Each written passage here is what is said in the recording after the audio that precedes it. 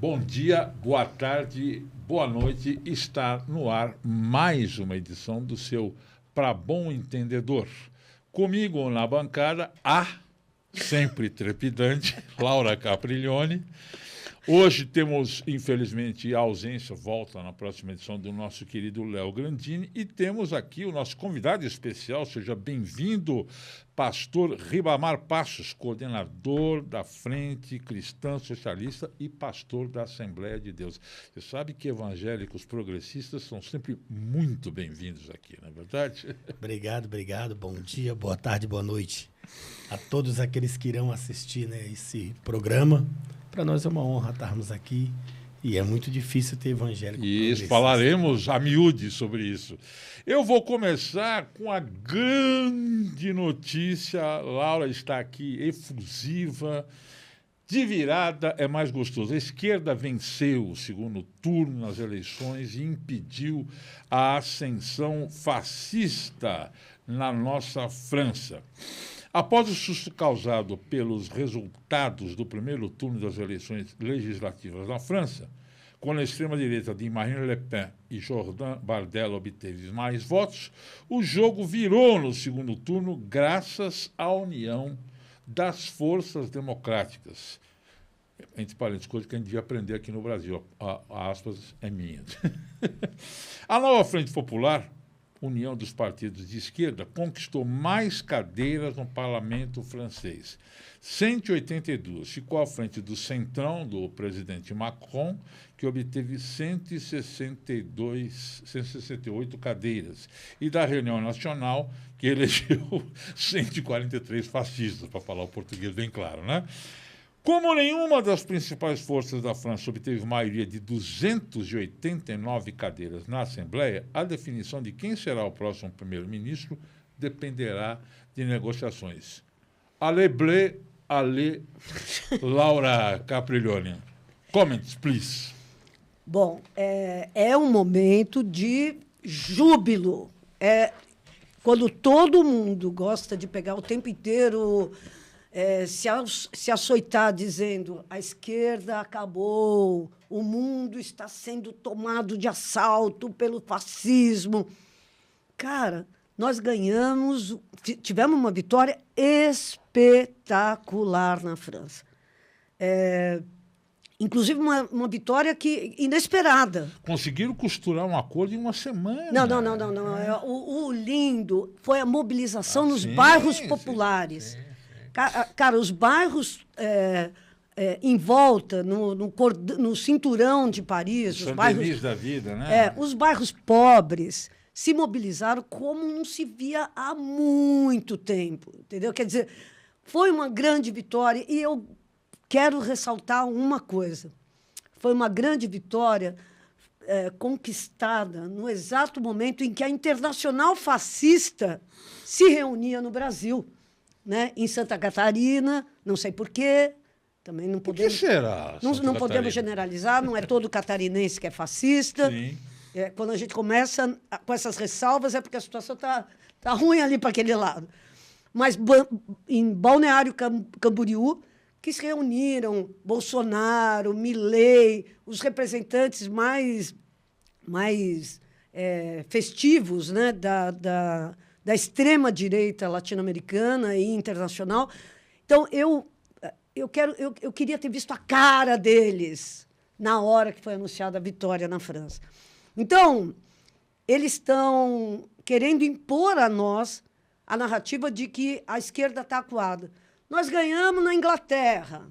Falaremos a seguir disso. Uma vitória incrível na Inglaterra. Sim. Ganhamos, destronamos, não o rei, aquele rei idiota, mas destronamos o Partido Conservador depois de 14 anos de domínio absoluto. Então, nos aguarde, viu? A Internacional Fascista enfrenta a resistência dos povos. E eu acho isso super importante. Acho que nós estamos começando a entender que... é preciso falar uma coisa. Desculpa, só a última coisa que eu vou falar.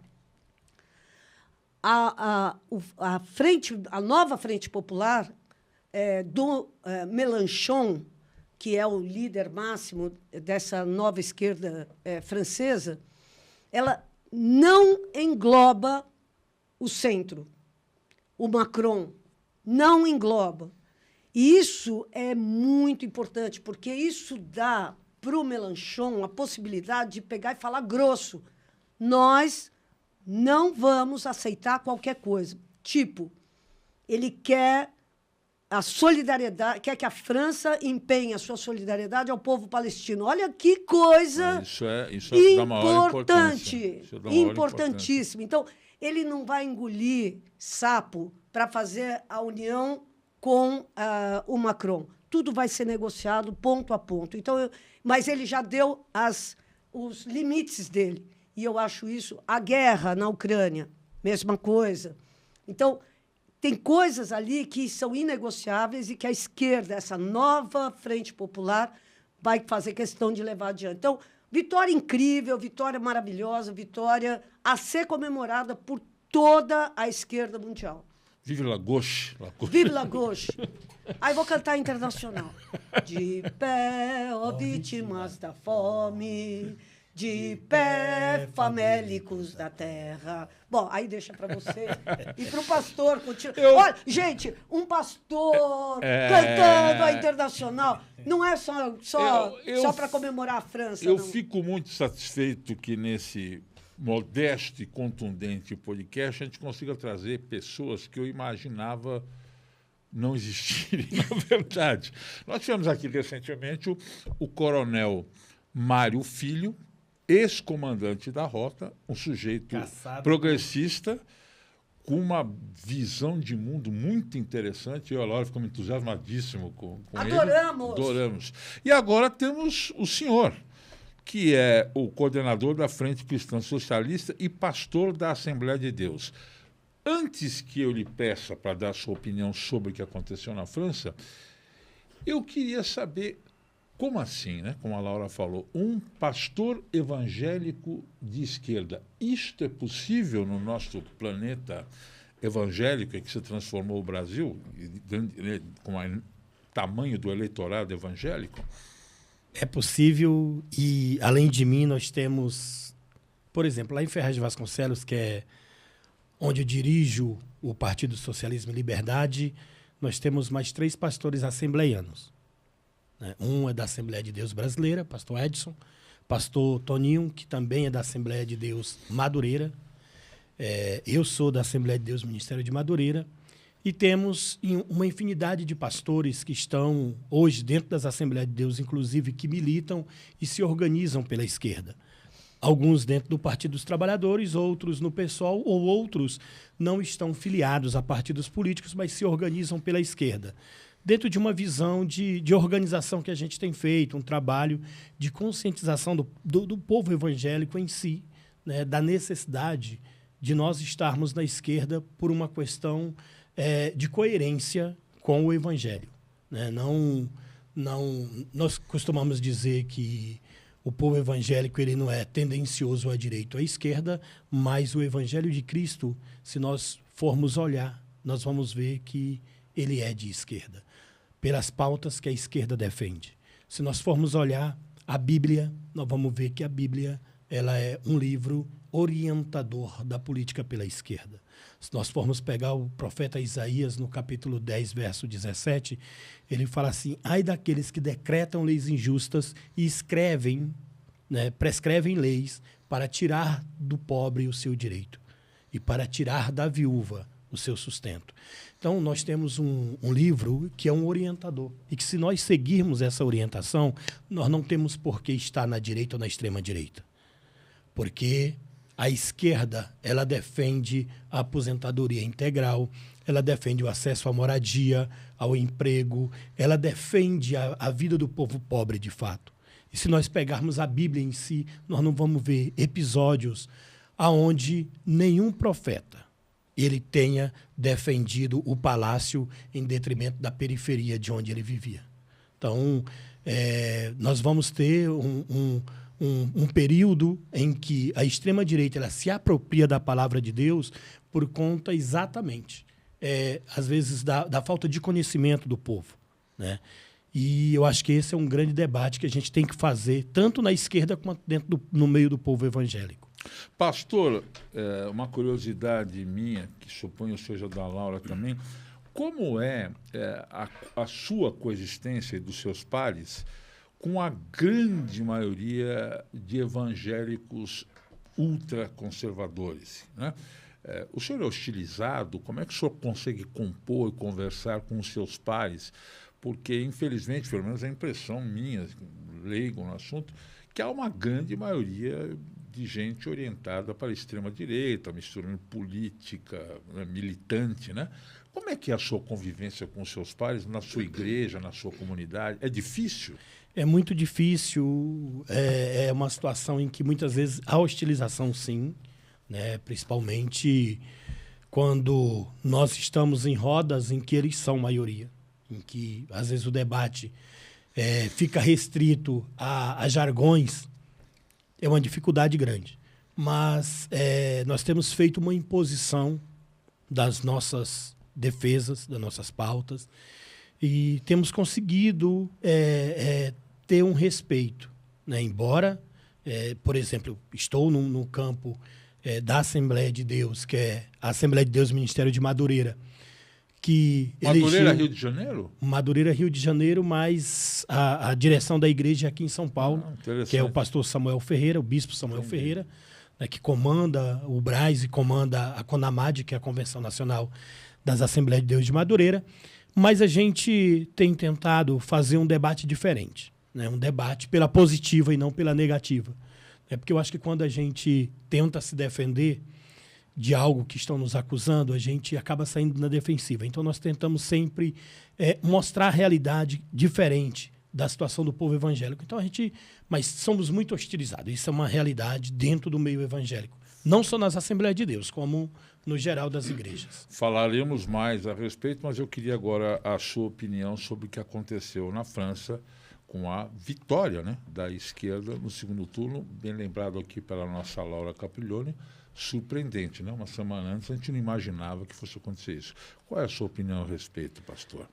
Eu acho que é uma grande esperança para o mundo, não para o Brasil. Em 2022, nós conseguimos, através de uma coalizão, um trabalho muito forte, inclusive do povo evangélico. Nós participamos de um grupo em que organizou vários pastores pelo Brasil afora, né? Coordenado pelo pastor Paulo Marcelo, que até 2017, até 2018, estava no núcleo do Marco Feliciano.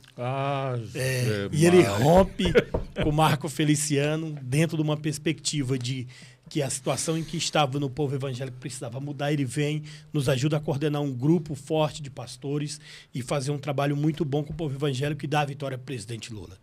Eu acho que isso são simbólicos. A derrota, né, do golpe na Bolívia também é uma coisa muito boa para nós. Lembrado, né? E essa vitória na França, ela nos traz a esperança de que é possível nós fazermos um trabalho mundial com a esquerda.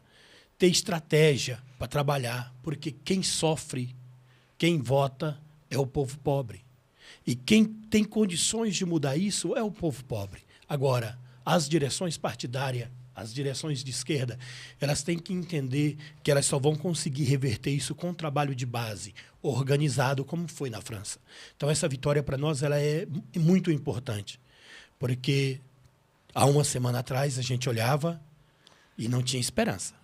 Nós chegamos a comentar, né, semana passada. Então, quando vem essa vitória, ela nos mostra que é possível, que tem que ter um trabalho, tem que ter uma conscientização e que nós podemos avançar. Inclusive, para a candidatura que nós temos aqui na cidade de São Paulo, eu acho que nós temos que pegar, fazer uma leitura do que aconteceu na França, trazer isso para cá e a gente fazer esse trabalho para reverter essa situação. Queria lembrar que o pastor Ribamar Passos está falando da eleição aqui em São Paulo, lembrar que o pastor Ribamar Passos é pré-candidato a prefeito na sua cidade de Ferraz de Vasconcelos, que, para quem não conhece aqui a grande São Paulo, é uma cidade que compõe a nossa grande São Paulo. A melhor das sortes para o senhor nessa empreita. Vale lembrar que também, depois dessa boa notícia na França, nós tivemos eleições na Inglaterra com mais uma derrota dos conservadores. Põe na tela aí, Nagaki. Após 14 anos, os trabalhistas, enfim, voltam ao poder no Reino Unido com uma vitória esmagadora sobre os conservadores.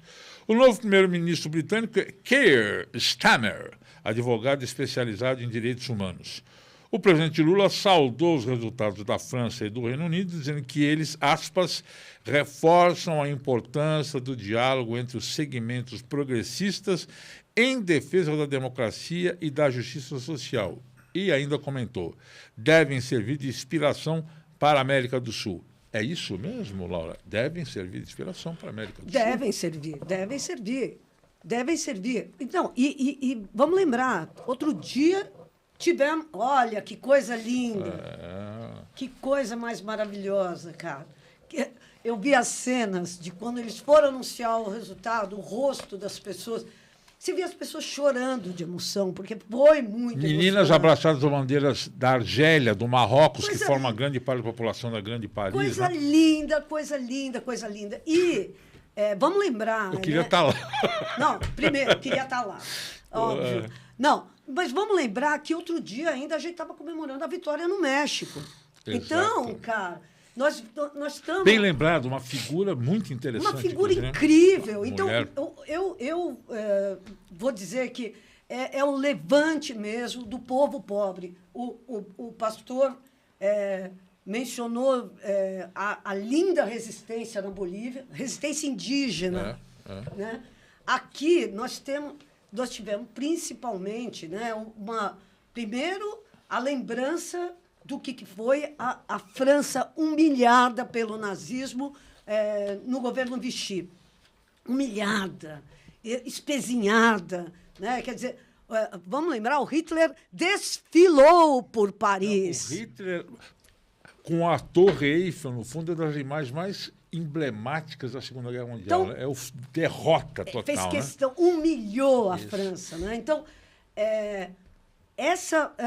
e o legal é o seguinte, o legal é você ver que foi o levante desses imigrantes argelinos, marroquinos, o pessoal que foi colonizado por quem? Por essa França que expoliou esses povos, a França imperialista, que expoliou esses povos de tudo. Argélia, Marrocos, tudo. Tudo. Né? Explorou.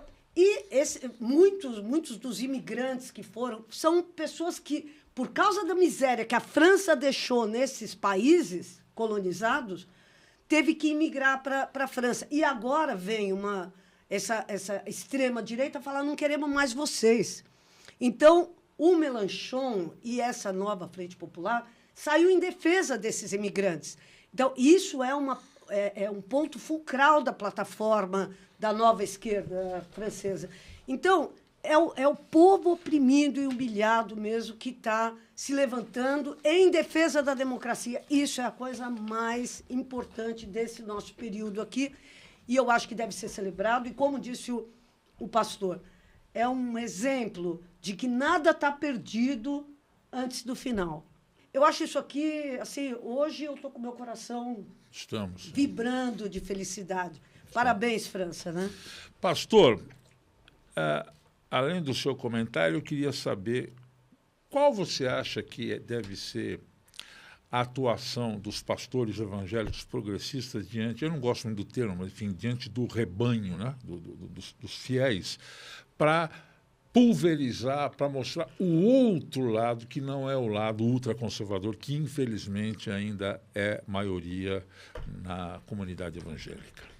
Bom, mais uma notícia boa de vitória, né? Embora a vitória na Inglaterra não seja uma vitória de esquerda em si, como foi na França, mas é a derrota do fascismo. Sim. É a derrota da extrema-direita.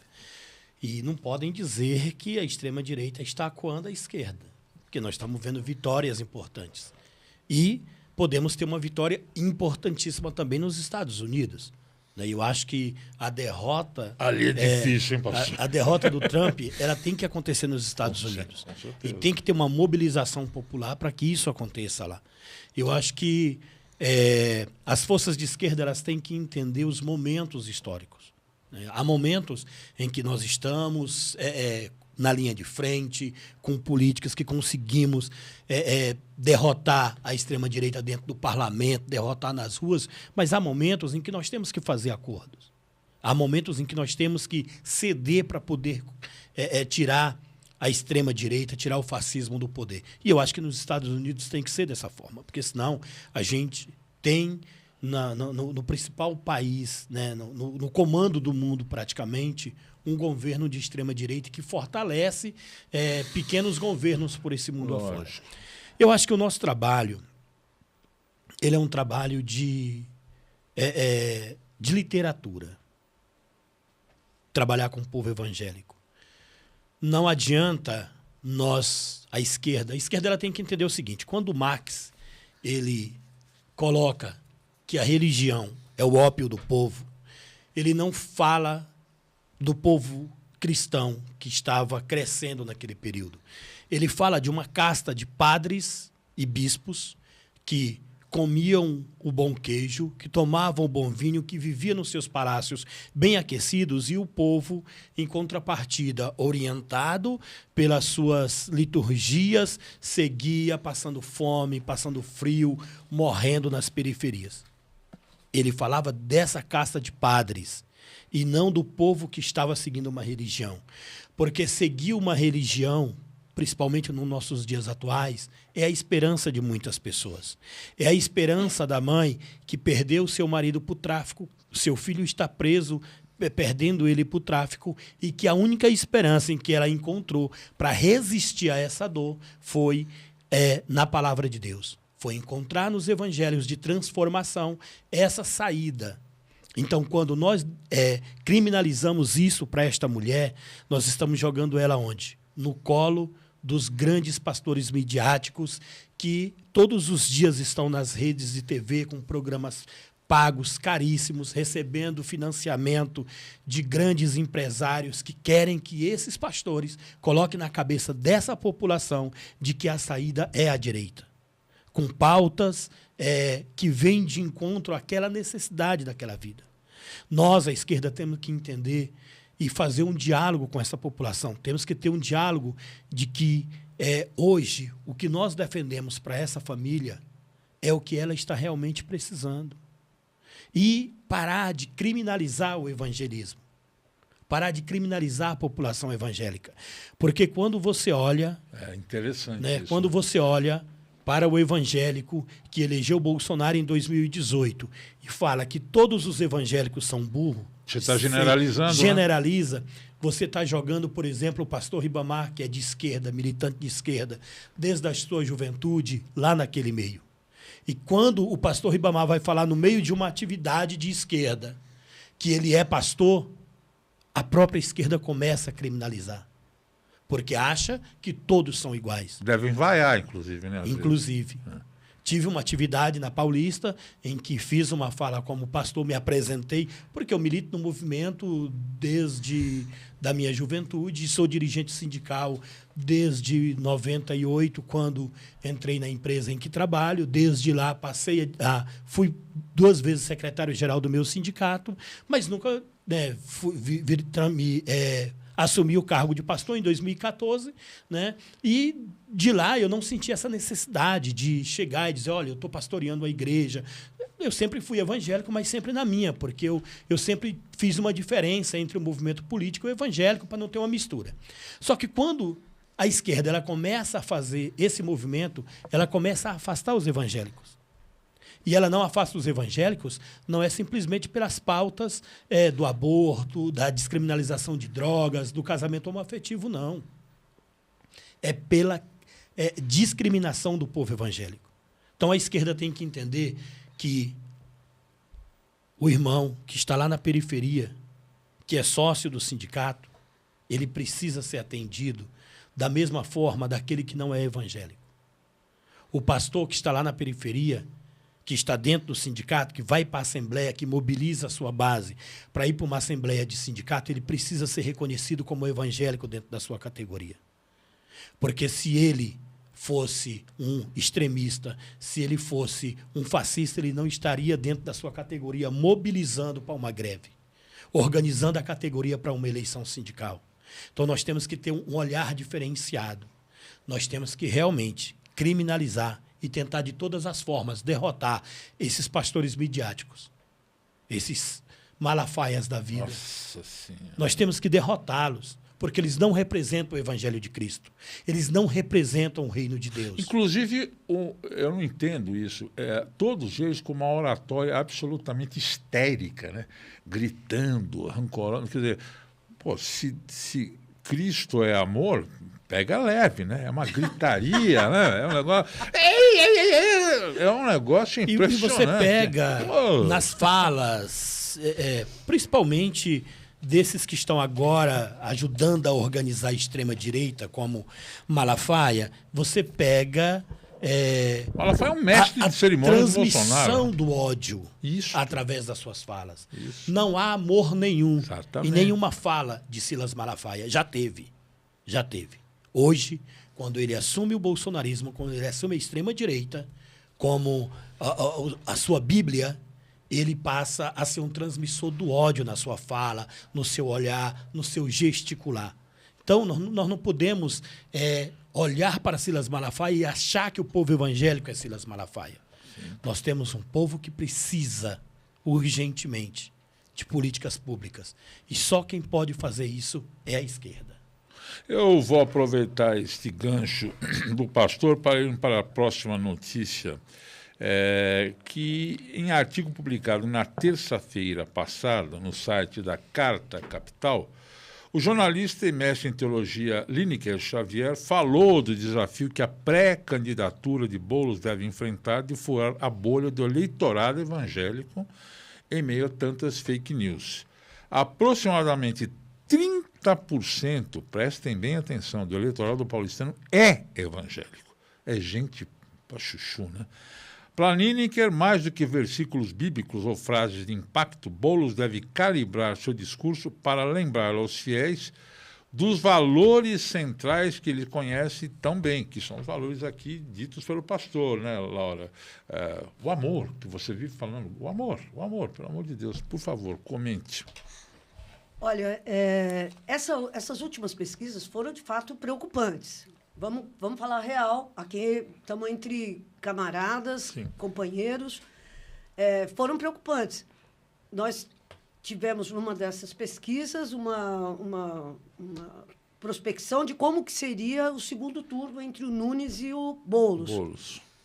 Um segundo turno entre o Nunes e o Boulos estava dando, nessa última pesquisa, 48% para o Nunes e contra 38% para o Boulos. 10 pontos de diferença, o que não é pouca coisa. 10 pontos percentuais. Eu acho que o importante aí, pegando o gancho que o pastor falou, que é a questão das políticas públicas. Eu acho que, durante muito tempo, ficou aquela coisa assim, o Estado vai prover. O Estado vai resolver. Quando, na verdade, as pessoas não vivem dentro do Estado, elas vivem dentro da família, elas vivem dentro da igreja, elas vivem dentro do clube, elas vivem... E o engraçado é que esse discurso, que, na verdade, nunca foi discurso de nenhum dos teóricos marxistas, mas essa ideia do Estado contra a igreja ou do Estado contra a família, isso aí a meu ver, é a questão básica. Porque eu tenho certeza que uma mãe evangélica que teve o filho matriculado num céu que foi criado durante o governo da Marta e que tem uma educação de qualidade, tem lazer de qualidade, eu tenho certeza que essa mulher não é contra a política pública, não é contra o Estado, não é contra o PT, não é contra a Marta, não é contra... O lance é o seguinte, nós temos que mostrar, ao contrário, nós temos que mostrar que o Boulos, na prefeitura, significa um aliado da família, um aliado da igreja, um aliado daquilo que eles têm que é isso, essa ideia de congregação, de congregar. Nós não podemos ser contra que as pessoas se reúnem para adorar um Deus, para adorar um orixá, para adorar o que for.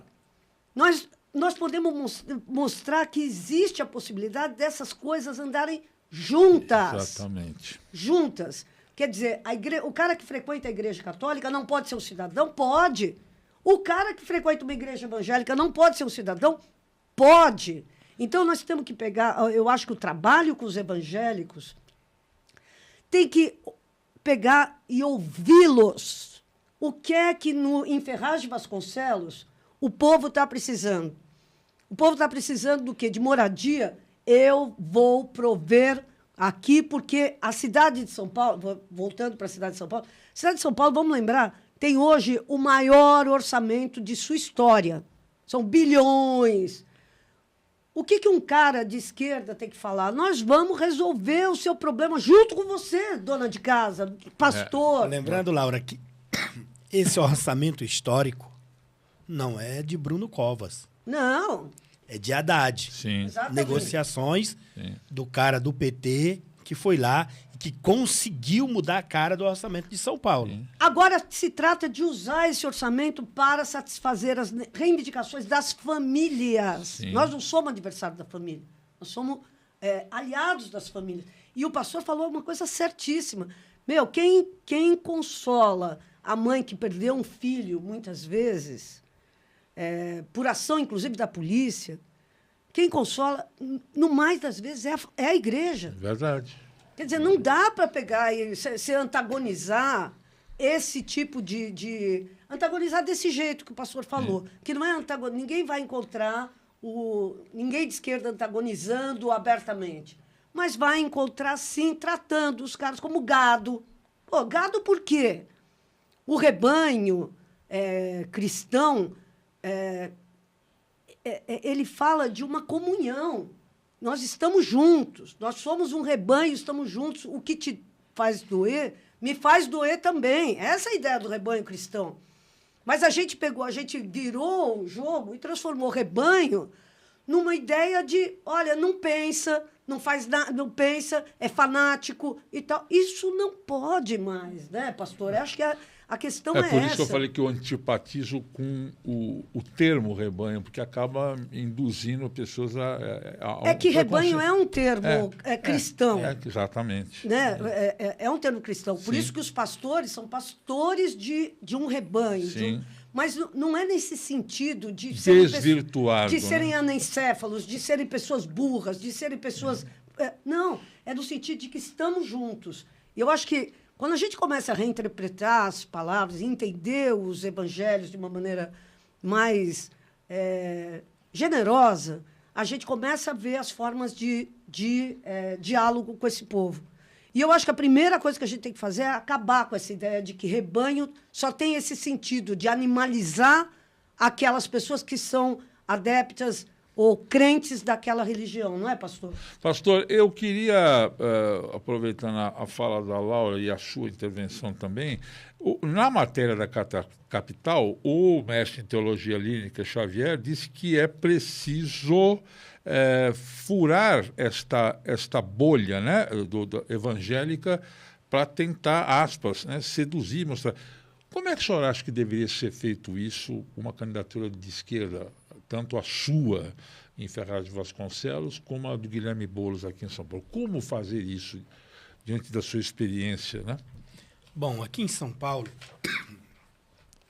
nós já temos um trabalho que pega a experiência da candidatura do presidente Lula. Nós temos um grupo de pastores que estão organizados em torno da candidatura do Guilherme Boulos. Eu faço parte desse grupo. Nós temos um grupo de 9 pastores, temos 2 mulheres representando, uma pastora, que é a pastora Cristina, e a irmã Meire, que é da Igreja Metodista, que não é pastora, mas que está representando as mulheres nesse trabalho. Temos também a possibilidade de trazer mais uma pastora para esse trabalho. Qual que é a ideia? É exatamente fazer um diálogo sobre o que a necessidade que a esquerda tem e a necessidade que o grupo evangélico tem. Fazer um levante e fazer esse diálogo. não é um diálogo de evangelizar Boulos ou transformar ele num grande evangélico. Não, nós não queremos isso. Até porque a nossa luta histórica foi para que nós tivéssemos um Estado laico. E aí é a dificuldade de entendimento do que é um Estado laico. Hoje, nós temos uma igreja em que muitos defendem que o Estado tem que sustentar essa igreja. Nós temos pastores que defendem isso. Nós tivemos um núcleo dentro dos ministérios que era dirigido por pastores e que eles sustentavam as suas igrejas. Porque era assim que era a dominação cristã no início do século. Era assim que era a dominação cristã na época de Marx, por exemplo. Como que era feita essa dominação? Era através dos recursos do Estado que sustentavam a igreja, e essa igreja ficava nas mãos do clero, ficava nas mãos do rei, nas mãos do império ali, e o povo nenhuma participação tinha nisso. Então, essa separação, esse Estado laico, ele nos traz essa possibilidade de fazer essa discussão. Nós tivemos, por exemplo, fizemos um encontro de pastores no início de junho, em que a nossa ideia era reunir 100 pastores, nós colocamos 170. Nós fizemos agora, na última quinta-feira, um encontro no Sindicato dos Químicos, da subsede de Santo Amaro, e que nós colocamos 400, 450 evangélicos, com aproximadamente 50 pastores na atividade lá no Sindicato dos Químicos. Então, são essas ações que nós vamos desenvolver para estar fazendo esse trabalho, tá aproximando a candidatura do Guilherme Boulos da população evangélica. Isso nós vamos fazer pelas periferias, vamos fazer pelas bases. É uma estratégia que nós temos que ter para que a gente rompa essa bolha. Agora, para isso, é preciso realmente essa compreensão da esquerda. Porque não adianta nós termos um grupo de pastores que senta, que discute, que pensa, que vai para a base fazer esse trabalho, e que quando chega no meio da esquerda, eles continuam afastando o povo evangélico. Então, a nossa ideia é aproximar, é fazer esse trabalho. Ou vaiando um pastor progressista quando sobe num palanque, né? Pois é. E aí a nossa ideia é fazer esse caminho. Nós temos a ideia de que é possível avançar. Nós temos hoje muitos pastores que a gente tem conversado, que são de igrejas como Ministério de Madureira, Ministério do Belém, igrejas extremamente conservadoras. Eles não topam, por exemplo, participar de uma atividade pública, mas topam fazer um trabalho na sua comunidade. E, através, por exemplo, das políticas públicas, nós estamos fazendo esse diálogo, fazendo esse debate. Você é otimista em relação a isso? Sou muito otimista, porque eu não sei se... E aí acaba pegando as pessoas com quem a gente conversa no dia a dia, mas... e tem se aproximado pessoas que a gente jamais imaginou que estariam ou que apoiariam um governo do Boulos ou mesmo uma candidatura do PT numa cidade. Então, nós temos tido essa aproximação. E aí o que nós temos que levar realmente como debate é exatamente essa necessidade que os grandes pastores têm de arregimentar esse povo. Eu costumo ter um debate que eu tenho feito muito com os nossos irmãos evangélicos, quando a gente vai falar da candidatura do Guilherme Boulos, que é assim, hoje, Boulos, ele representa para mim, e aí eu sou suspeito de falar isso, porque sou militante do PSOL, estou ali dentro da coordenação, mas ele representa para mim um trabalho que Josué fez quando Moisés morre, e Josué assume a tarefa de conduzir o povo à terra que Deus havia prometido quando tirou aquele povo do Egito. Guilherme Boulos, ele é uma pessoa que tem trabalhado desde a sua juventude em prol do povo pobre. Ele sai do seio da sua família, do seu aquecedor, das suas cobertas quentes, do seu caldo nos dias frios e vai para dentro de um assentamento. Ele vai procurar saber, entender como é que vive aquele povo. E desde lá ele tem traçado essa trajetória. Em 2018, quando o candidato a presidente, ele enfrenta, eu acredito que uma das piores situações em que ele poderia enfrentar, que é ver as suas filhas sendo hostilizadas na escola, porque ele era um candidato que defendia a moradia para o povo pobre. Naquele momento, o Guilherme Boulos poderia desistir de tudo, dizer, eu tenho minha vida, eu sou professor da USP, né, eu sou escritor. Eu tenho uma família que pode me acolher se nada der certo. Então, cada um vai viver a sua vida e eu vou viver a minha. Mas ele refez as forças. Josué assumiu a tarefa, ainda jovem, e estava para desistir. Mas Deus chega para ele e diz, ser forte e corajoso. Tu vai guiar esse povo até que todos os teus irmãos assumam a terra que eu dei por herança. E não vão voltar enquanto isso não acontecer. E Josué cumpriu essa missão. Então eu vejo na presença de Guilherme de Boulos essa missão, que é dar casa ao povo que não tem casa, dar comida para o povo que não tem comida, dar abrigo para aquele povo que precisa de um abrigo. Da escola, trazer a saúde de volta para o povo que morre nas ruas por não ter um hospital público que realmente atenda as pessoas com qualidade. Então, acho que essa é a tarefa. E isso são valores cristãos. É acolher. Jesus, ele olha em Mateus 25:35 e diz, olha, estive preso e não me acolhestes. Tive fome e não me vestistes. Estava nu, né, e não me deu nada. Se nós pegarmos para a nossa vida cotidiana, para a militância da esquerda, nós vamos pegar que tudo aquilo que Jesus falou é o que a esquerda faz hoje pelo povo pobre. Pastor, com essas muito interessantes metáforas bíblicas, eu queria agradecer a sua presença no nosso Pra Bom Entendedor, desejar a melhor das sortes na sua pré-candidatura em Ferraz Vasconcelos, agradecer a sempre trepidante participação da minha querida Laura Capriglione, felicíssima, como todos nós, hoje com a vitória na França, né? E que venham outras. Que venham outras, né? E antes da gente encerrar, eu quero lembrar que nesta semana foi lançado, falando aqui do Boulos, o Programa Nacional de Cozinhas Solidárias, surgido a partir de um projeto de lei do Boulos, transformando as cozinhas solidárias em política pública nacional de combate à fome. Essa é uma notícia da maior relevância. E enquanto tem gente tentando multar quem faz doações de comida, outros trabalham firme para ajudar quem mais precisa. O que eu estou querendo dizer com isso? Bora, vamos continuar ajudando nossos amigos do Rio Grande do Sul. Você pode fazer a sua doação através do Pix, Enchentes, minúsculo, apoia-se, apoia.se, ou acessar o link apoia.se/enchentesrs. É isso, minha gente. Até o próximo Pra Bom Entendedor. Muito obrigado a todos. Tchau.